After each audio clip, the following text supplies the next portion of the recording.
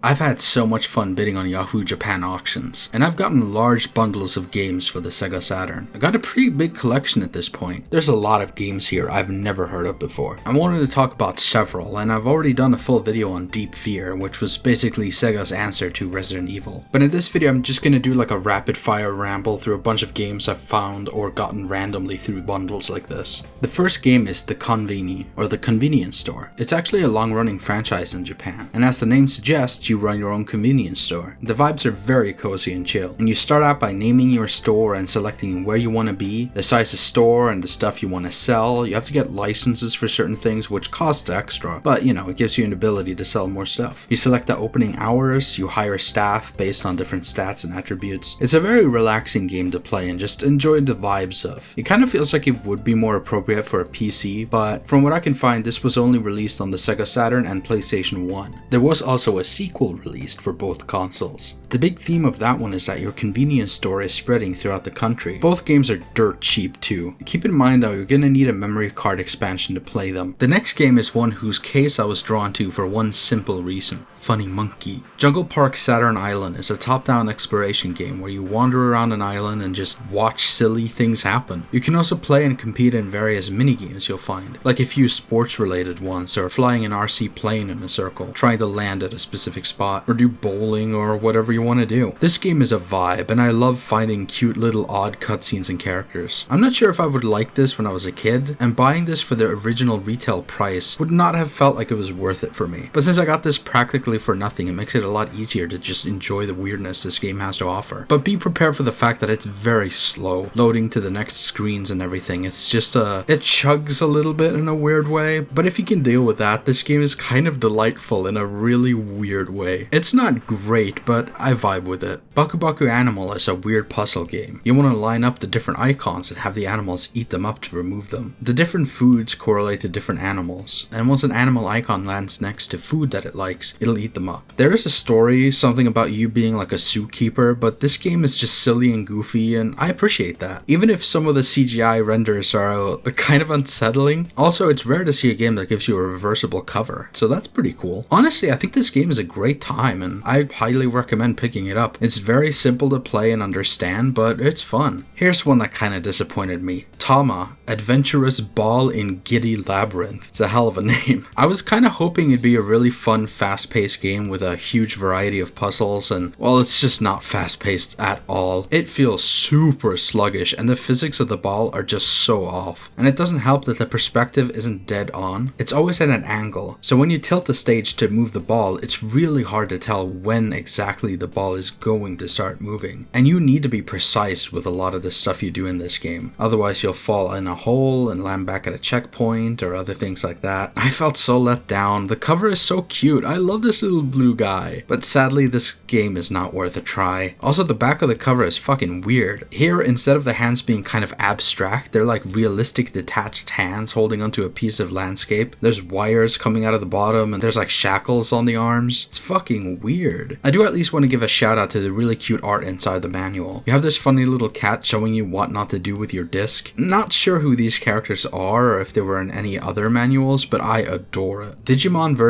S is the first home console Digimon game ever released, and it tries to bring an expanded version of the original handhelds to the Sega Saturn. The UI is set up like a computer, which is how you interact with your Digimon. You can also buy items for it online, you know, in the game universe. You don't actually have to hook this up to the internet, but all the stores and stuff are set up like actual websites. There's even a URL up top, and you can have multiple tabs open at once to take care of multiple Digimon. Time only passes when the game is turned on, so you don't need to worry about your Digimon randomly calling out for food like with the handhelds. So you raise your Digimon, train them, and evolve them, and they can also get sick, so you gotta take the right kind of medicine if needed. There's a whole tournament as well as these wacky hackers that'll challenge you to fights. All the little sounds and stuff they added to make it feel like using an old desktop from the era is very much appreciated, and it gives the game such a fun and old school vibe. If you can find a good guide, or if you already know Japanese, it's well worth a shot. It's fairly simple, but it's fun, and it's engaging. I want to end with Galaxy Fight.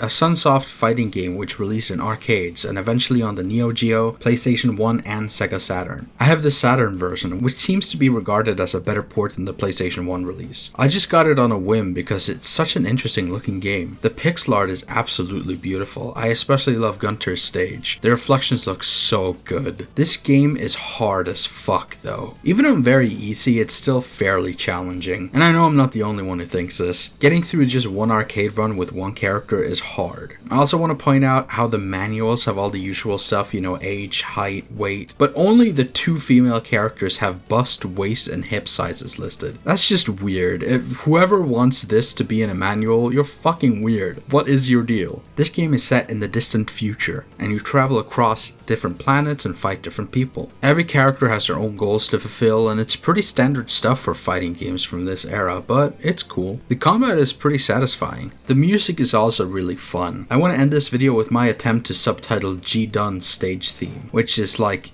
the room of raps. It's one of the best, worst raps I've ever heard. So here you go. You're welcome, and thanks for watching.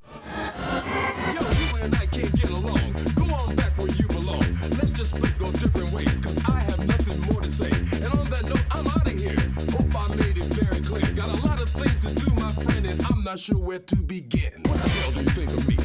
I'm a mixed up guy with a mental disease. Got a backdoor mission to society, so you don't have to worry about me. I see in your face you think you know everything. Do you really know about the things you see? What about me? Well, check this out. I know exactly what it's all about.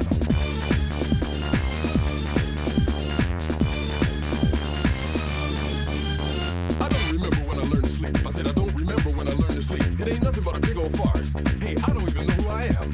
I don't remember when I learned to dream. I said I don't remember when I learned to dream. But when I dream about me, cause I've got the power.